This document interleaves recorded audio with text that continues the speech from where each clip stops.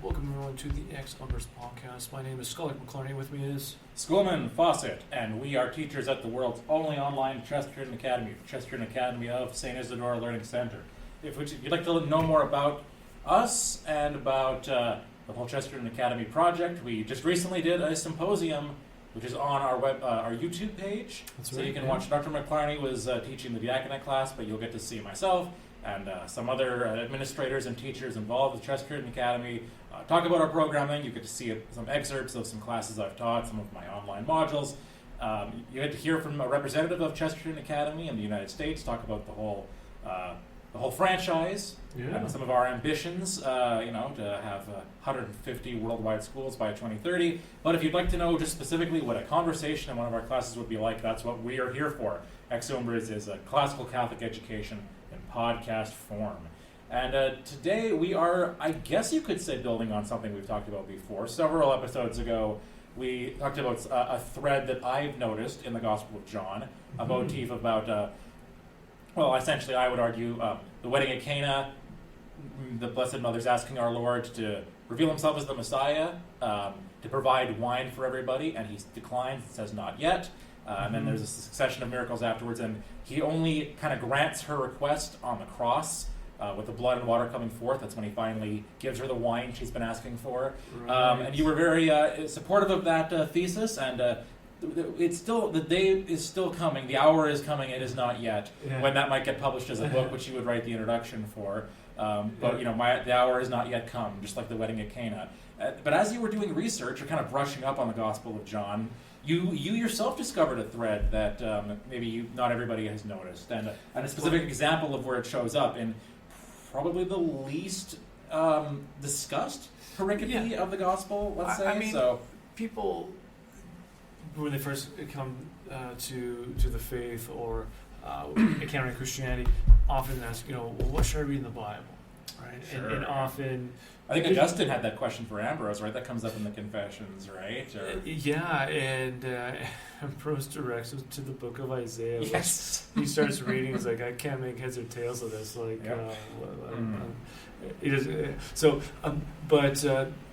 After he gets ordained, Augustine actually takes a sabbatical and wisely reads the Sermon on the Mount. So he takes a lot of time to get into.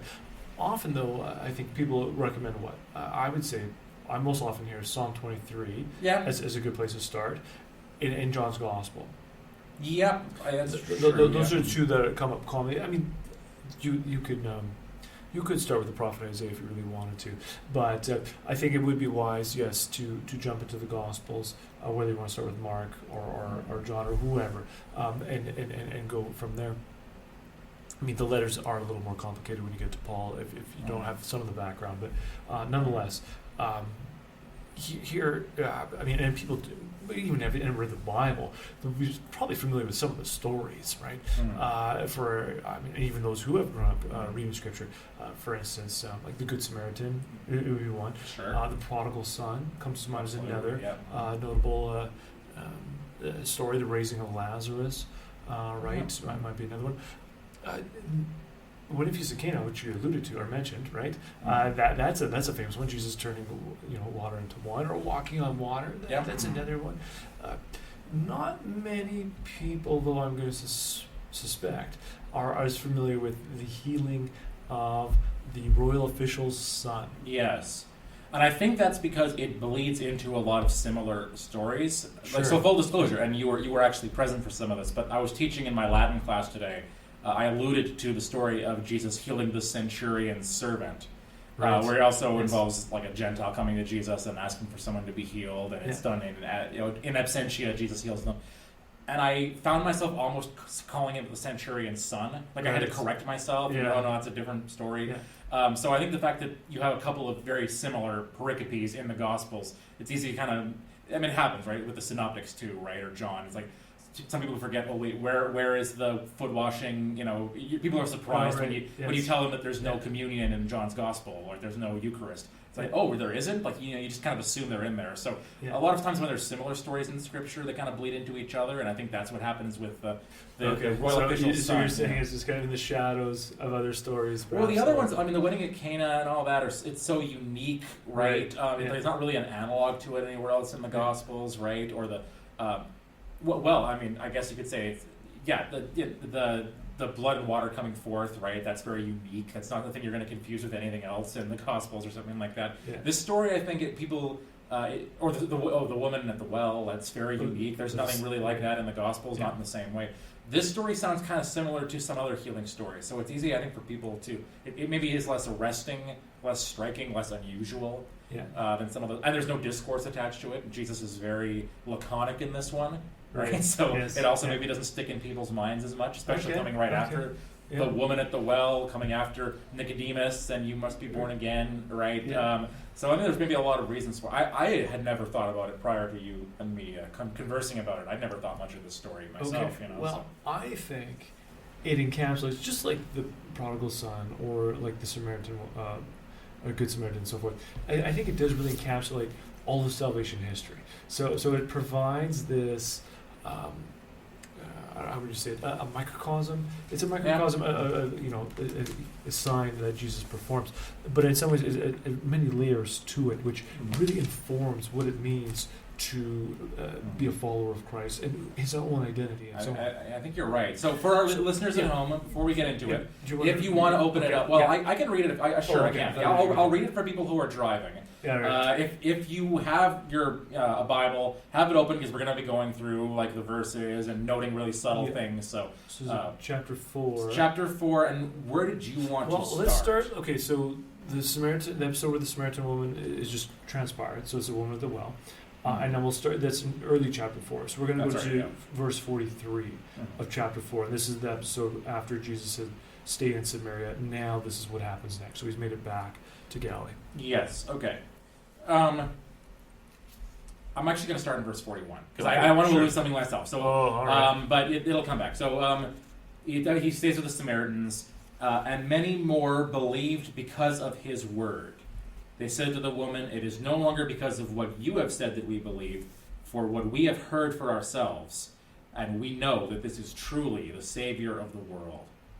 When the 2 days were over, he went from that place to Galilee, for Jesus himself had testified that a prophet has no honor in the prophet's own country. When he came to Galilee, the Galileans welcomed him, since they had seen all that he had done in Jerusalem at the festival, for they too had gone to the festival. Now then, when he came again to Cana in Galilee, where he had changed the water into wine, now there was a royal official whose son lay ill in Capernaum. When he heard that Jesus had come from Judea to Galilee, he went and begged him to come down and heal his son, for he was at the point of death. Then Jesus said to him, "Unless you see signs and wonders, you will not believe." The official said to him, "Sir, come down before my little boy dies." Jesus said to him, "Go, your son will live." The man believed the word that Jesus spoke to him and started on his way. As he was going down, his slaves met him and told him that his child was alive. So he asked them the hour when he began to recover. And they said to him, and this is in this translation, "Yesterday at 1 p.m, the fever left him." The father realized that this was the hour when Jesus had said to him, "Your son will live." So he himself believed, along with his whole household.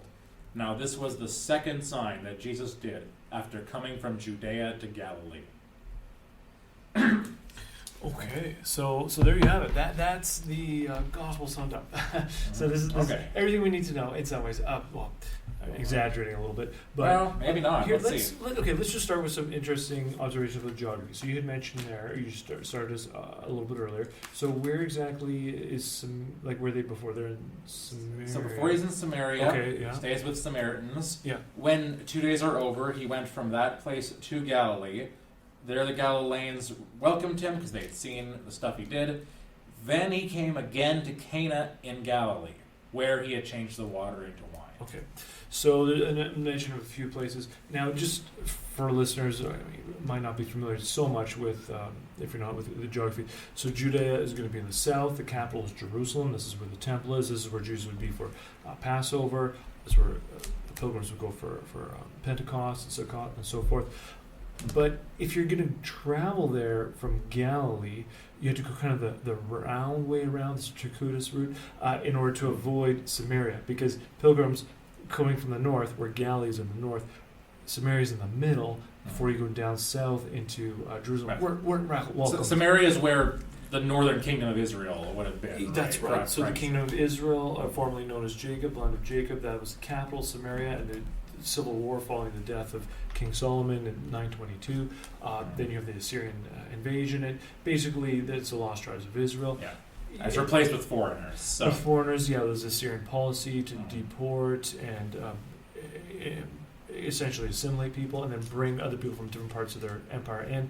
And so you have this land which is really estranged, if you like, from, that's why John puts it politely earlier in chapter 4, that Samaritans and Jews do not share things in common. So you have this long tension running. But Jesus does go through Samaria. So having been in Jerusalem, he goes through Samaria, and so and he spends 2 days extra in Samaria after meeting the Samaritan woman. It's almost like this intrinsic reward of having dared to go defy convention, and now he gets to go through and I guess seeking the kingdom first, right? Has this reward. He gets to spend time with others and has this extra time. Now, what's also interesting, if we go to the opening lines here of this passage, is that we find when he's in Galilee, it says, Jesus himself pointed out that a prophet has no honor in his own country. And so this is where Jesus is from, right? Nazareth is a small town in Galilee.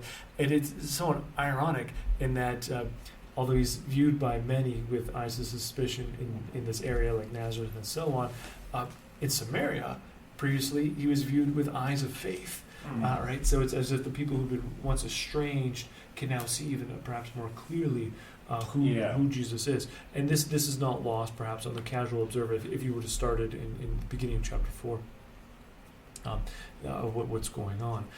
So they might be distant, but they have a more accurate vision in some ways. Now, there's some exception, though, of those who do receive Jesus favorably. Right, and it's noted, who are they again? So who are the ones in Galilee? So there are some in Galileans who are up to listening to him, and who are they? So those are the Galileans who had seen all he had done in Jerusalem at the festival, for they too had gone to the festival. Right, and so at the festival you're going to loop back earlier to chapter 2, when Jesus is there, it is the cleansing of the temple, and he performs signs there as well. And so this is this prophetic sign act, if you like, of which is destroy this temple and I will raise it up in 3 days, right? And so, this connects. So those who have seen what Jesus has done in Jerusalem from Galilee now are willing to receive him. And it connects back all the way to the opening lines of the prologue of John's Gospel. Yes, we see there's some who. He came to his own, but his own did not receive him. But those who did have been given the power to become children of God. And so these are some who have received that Son who's come into this world. And I want to just note, now, again, as we discussed before, Jerome is not, I was discussing this in my Latin class, Right. Jerome's not always the best guide to what's linguistically going on in the Hebrew or Greek. Right. But the church has deemed him to be theologically sound in all his translations. So he's a useful guide for kind of seeing what's theologically going on. So I'll note right now, the reason I started in verse 41. Verse the Samaritans, some of them, they received him because of his word. Now, we know of a verbum, right? That's a common word for word. And I believe in Greek it's logos. Yeah, that's right. Which we know is a very broad, all-encompassing term. It's broader than either the verbum, the word word in English, or the word verbum in Latin. Neither of them have the breadth of logos in Greek, particularly Greek of that time. There's another word that's used. It's verse 41. The word Jerome uses is that many believed in him because of his sermonem, his sermon. Now, I don't want to be anachronistic. I tried to figure out when they started calling homilies sermons. I think this may have arisen later. The word sermon, it meant like generally to discourse or to have a conversation. I think it's interesting. I like reading it as a sermon, like reading it, they believe because of his sermon. But I'm noting it now because it will come up again later in the gospel. Yeah. And I just want to note that Jerome in his translation has set it up, that they believe in his sermon, the Samaritans do, because it'll be kind of a recurring theme. And then in verse 45, when he came to Galilee, the Galileans welcomed him. So the Latin that he has here is exceperunt, which is from excipio. So now that's from ex, meaning out of, as in ex umbris, out of the shadows. And the capio here, it's like, so to capture or to lead into captivity. I was just reading like 2 Corinthians 10, right? Take every thought captive. That's the word, it's also the word Jerome uses. I think capsize, I think, is probably related to this, like for your boat to be taken in, sort of. So it can mean just to host, like someone comes in out of the darkness or out of the cold and you host them in. It can also mean like it's got that kind of violent connotation almost in Latin too, like to ex capio, like to capture out of, you know what I mean? Yeah. So like you pull somebody out of a mob or something like that, or to decapitate. Well, caput is a different. Caput is the noun for head. I don't know if there's any relationship to the verb for capio. There may be. It's worth looking into if there's some root. Maybe grabbing somebody by the head and pulling them out. I don't know. This would be more like so pulling out of, even extracting a tooth would be used for that. Sure. And then figuratively, I read that it can be used to mean to understand. Right. So I guess in English we might say, you just read this book. Did you get anything out of it? Right? Like, did you capture? So I think there may be a bit of that there. Where again, it can. I mean, it's a common term for hosting somebody, but there may also be a bit of a suggestion here for Jerome that first maybe they've kind of rescued him out of the other Galileans are hostile to him, and maybe they've received him in, but also in some fundamental sense they've understood him. Like, I get you. I get you. Oh, that's a nice one too. Yeah, I got you. Which again would sort of recall, getting, receiving, but also understanding. Yeah, is it landing with you, right? Is it taking root with you? And again, that harkens back to the prologue, right? About to those who received him. That's right. He gave the power, right? And the darkness doesn't comprehend him, right? Doesn't get it. doesn't get it, exactly. So just wanted to note those for now before we get into the kind of the proper story that we were going to look at, verse 46. No, fascinating. Okay, and now speaking of verse 46, it says, therefore he came again to Cana of Galilee where he made water into wine. Yes. And what I like about this is it's almost as if the name of this town has changed, or at least its identity has been altered, transformed, almost analogously from how the water has changed into wine. The name of this town is now the Cana, where the miracle took place, right? It's a little speculative, but I do wonder if it was already like a pilgrimage site at that point. Like maybe that's what John is alluding to. Like it had already been known as the place where people. I think my in-laws did a renewal of vows at Cana. Like I know that's a thing people do. They get married at Cana, right? Yeah. Or they'll do a renewal of vows at Cana to this day. So I wonder if there was already some of that. All right. Well, that'd be quite early if it was the case. But I mean, he's making a point here. This is Cana. I mean, first I'll just note too. This is him emphasizing this isn't a myth, right? This didn't happen on Mount Olympus. This happened at Cana, right? Yes. You can go see it over in Galilee, right? Yes. And so this is the Cana whose identity now is associated always with the glory of the Lord, where it is manifested. Yeah. Okay. So now, also in verse 46, we find so he's back at Cana, where there was a certain Basilikos is the Greek term, royal official, courtier might be another term there, whose son was sick in Capernaum, or his son was ailing. Now, a few words on this term. Was yours a royal official, maybe? So this translation is royal official. Royal official, yeah. So the term in Greek is Basilikos, which literally just means pertaining to the king. So you could use this term belonging to the sovereign, whether it's land, right? So the sovereign can own land. It could be a certain type of almost clothing, like the sovereign belongs to, or the clothing belongs to the sovereign. Oh, okay, all right. Right. Or a courtier. Which would be like an official who belongs to the king. It's almost like his arm, the arm of the government or something like this, who's going to go and do his work. All right, so this is who shows up. in before Jesus in Cana. Now we find that what does he ask him? So this man, hearing that Jesus came out of Judea into Galilee, went to him and asked that he would come down there and cure his son, for he was about to die, or is at death's door. Now, this is fascinating, is that his request is for Jesus to come down. And the word there in Greek is katabasis. We've talked about this previously in mentioned with Plato's Republic. That's the opening line. Katabasis went down. We see this movement of descent from the earliest literature, like Gilgamesh and so on. And so it's like the beginning of the hero's journey, if you want to use that. If you want to think of it that way, that's right. The archetypal, like you begin by descending, right? That's right, and have moved away on descent, then you like Dante begins the Divine Comedy, of course, much later, but by descending into hell, beginning it. That'd be like an example of this sort of, if you want to call it a universal motif that shows up on the path midway through life, right? So before he descends. And so here, though, this idea of descending, though, is prominent within John's Gospel.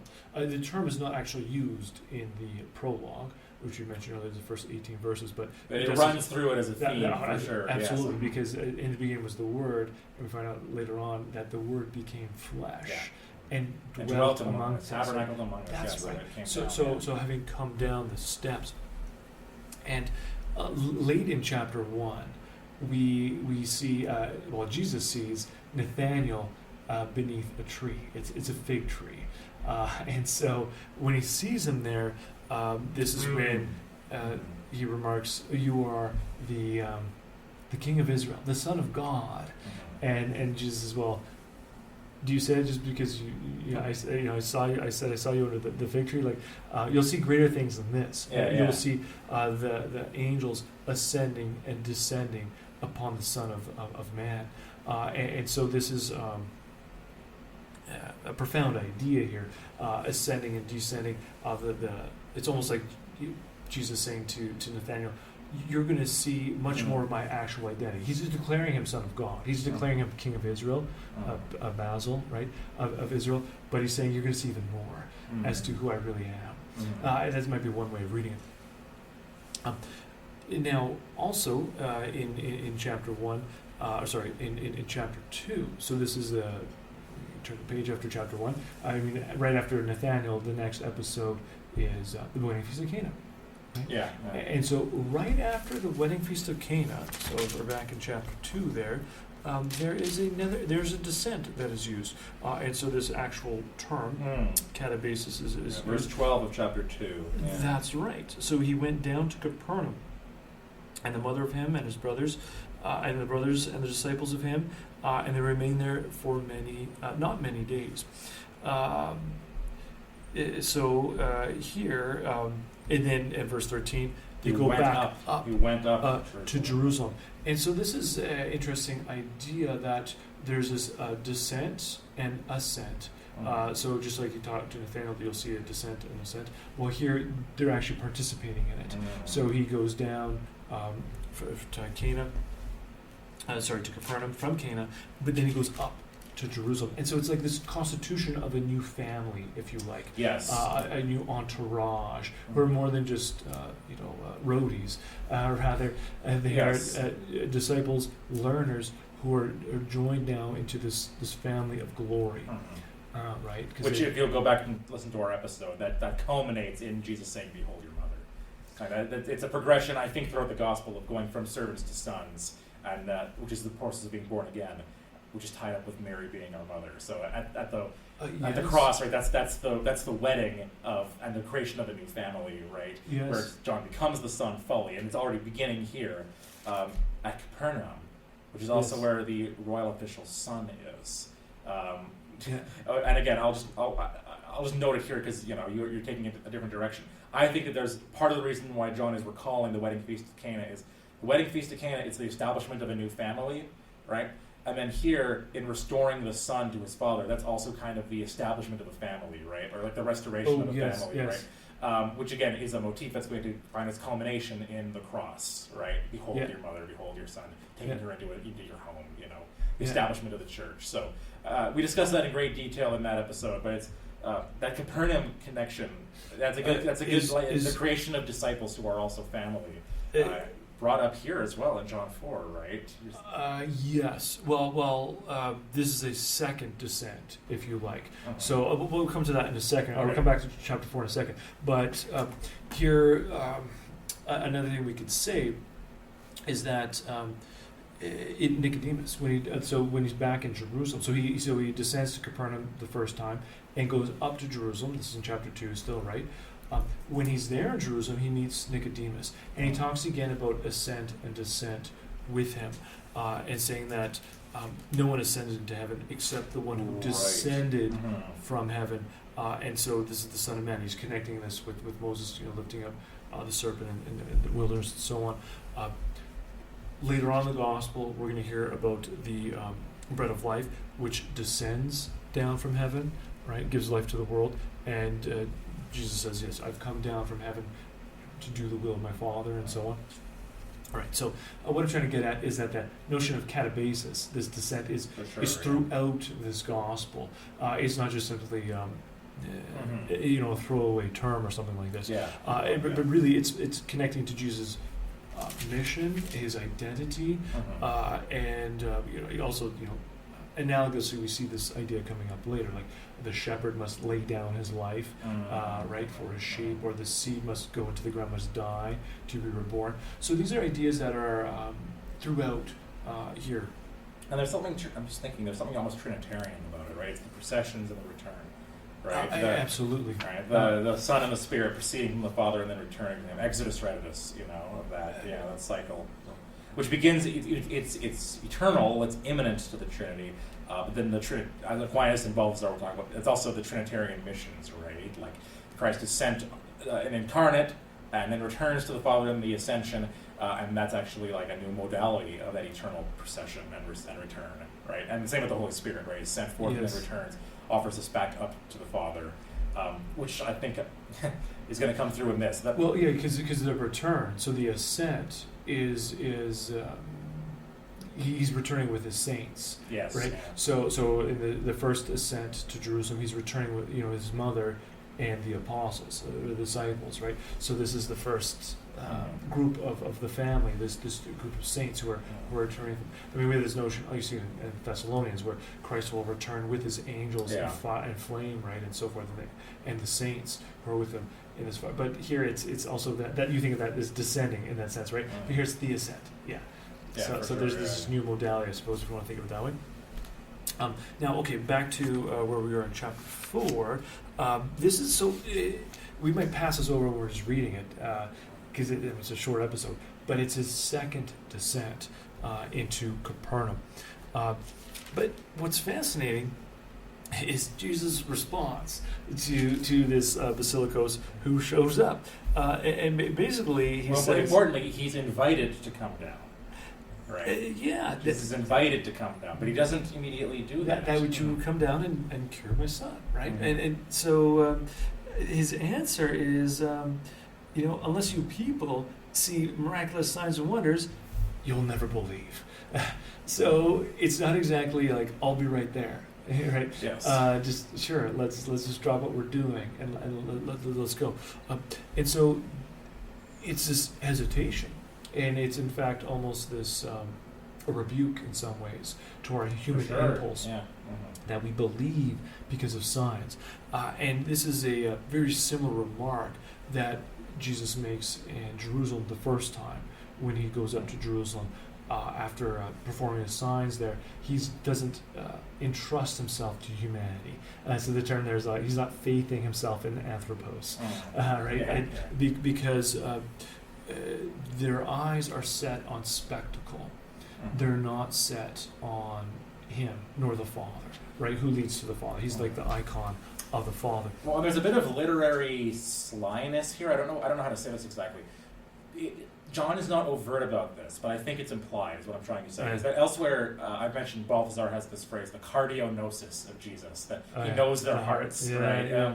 And that phrase does show up in the gospel. It doesn't show up explicitly here, but I feel like it's like we're supposed to read between the lines here, that Christ in some way knows that this guy doesn't fully believe in Jesus, and yes, he wants his son to be healed, but he's also kind of testing Jesus. Right? Yeah. Well, it's a sense like in terms of cardionosis, it's like they still have. Paul might put it this way: like they're still on milk.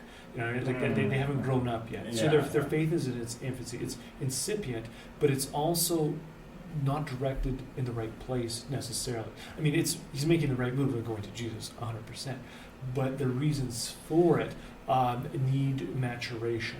So he doesn't quite get who Jesus is. Like Nathanael saying, "You are the Son of God, the King of Israel." Well, yeah, okay, that's right, but you don't fully understand what that means.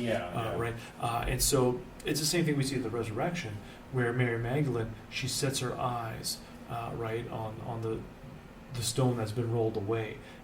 So that's important. The part of our faith is the stone is rolled away. When Peter comes to the tomb, he beholds the shroud. The shroud, yes, and the sudarium, like the head covering, as well. But it's so close, like it's again important evidence. But it's not quite where it needs to be yet. And that would be on Christ's self. And the irony, of course, would be the following scene that happens later with Thomas, who wants to, not happy to even set his eyes on Christ, but needs to touch his wounds, right? So that's it's a funny phrase, because you think seeing Jesus alone it would be convincing, but no, I got to make sure the wounds specifically I need to look at. It's like seeing the stone or seeing the head covering. Exactly. It's like sure, if you look at them, you'll find that there's evidence there, but like don't be peering into the wound so much that you're not paying attention to the fact that Jesus is standing right there, Exactly. Yes. So whether it is the stone or the shroud or the wounds, right? So this is who it is. Which of course John will bring again at the end of the gospel of and Christ says it to Thomas and everything, right? Like, you haven't seen this and yet you should believe, right? Based on the testimony that we have, So and so here Jesus Finley he challenges this Basilikos. That's right. So he's in pursuit of signs, not in pursuit of Christ. It's just like those at the when he performs the miracle of loaves want to go and make him king. Well, he's not going to entrust himself to them because their motives. It's right to see Jesus as king, but their motives are misguided. So Basilikos, though, in turn, he responds with yet another request for Jesus to descend, this kind of basis. And I think at this point, when he makes this request yet again, we start to see this Basilikos a little more clearly, right? This royal official.